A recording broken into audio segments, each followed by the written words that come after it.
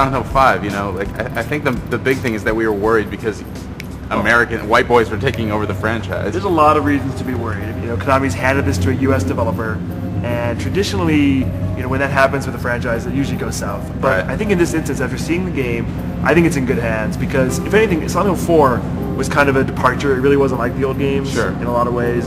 But Silent Hill 5, the guys in the collective, they're trying to bring it back to more like SH2, which is everybody's favorite game. A lot of the stuff is very evocative of that, and yeah, they're kind of playing it safe. It's all the same themes, same visual motifs.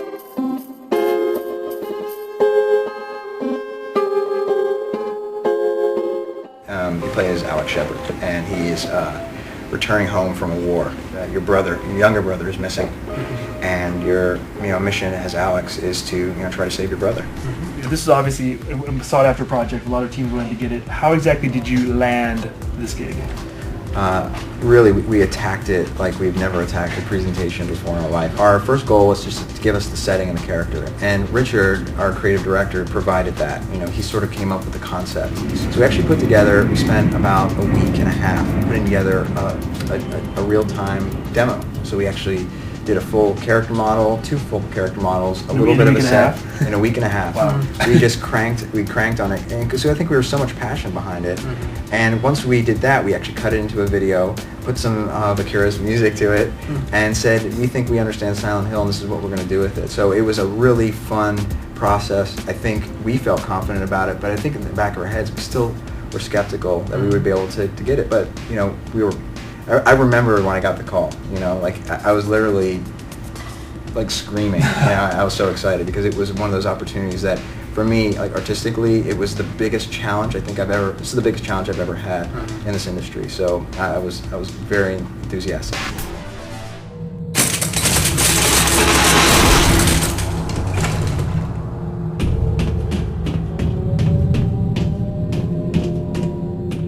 It comes from reverence and love. I mean, we love Silent Hill as much as the fans do because we are fans. A lot of things we saw seemed a little cliched, like little kid leaving crayon drawings and the nurses and you're strapped to a gurney. But in a way, that's what people want from Silent Hill. And I think if they had gone in some other direction and tried to do something really weird, the fans would have been really angry. Our whole technology that we base this game on is all internal. So we were able to handcraft it and really deliver on some tools that allow us to dynamically change surfaces in a very in a very interesting way with almost feels like that one surface is eating away at another. And we were able to get simulations like the illusion of peeling paint coming off the wall, and all this is happening in real time around you. You are descending into hell, and it should feel that way to the player.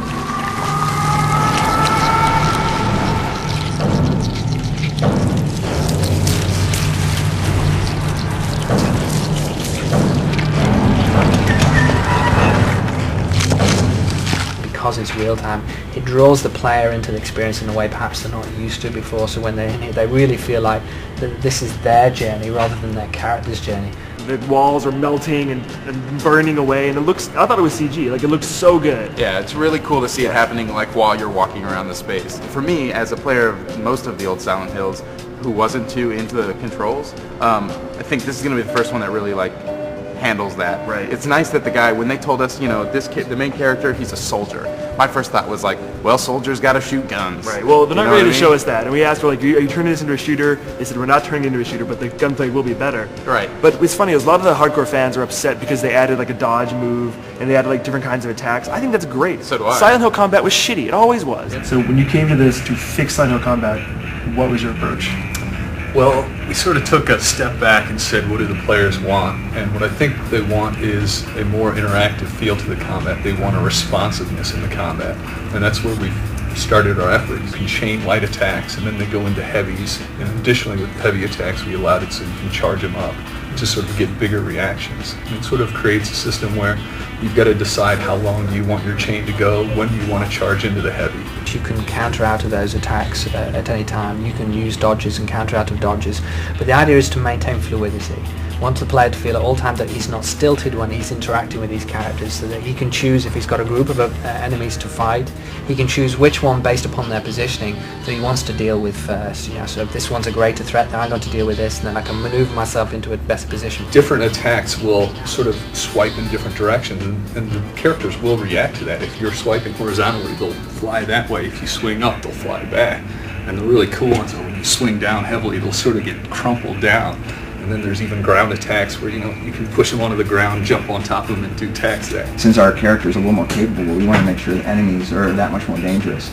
So they hit you a couple times, you're done for. So really there's going to be a heavy focus still on the tension and being afraid. Because we know as soon as you're empowered, you tend to lose fear. Combat just feels better because they added the dodge, like the melee stuff. You feel like you're not helpless all the time. You really could take on a group of enemies if you wanted to. Well, and they didn't show us any bosses, but just like the little hints we got, it sounds like they're going to try to make more like a Zelda style, like event bosses. Yeah, it is what it sounded like. Silent Hill bosses are always kind of bad, so. Yeah. I'm looking forward to seeing them because they made them sound like they're going to be huge, and that's really cool. Akira Yamaoka is still around. It's not like he's left the building completely. Right. Everyone thought he was done with this franchise. It was made by Whites, but they brought him in to do this. Whites to not only do the soundtrack, which is crucial. He's done all the soundtracks. He's a really incredible composer. No, I love But his he's also music. consulting overall on the look, the feel, making sure everything is Silent Hill.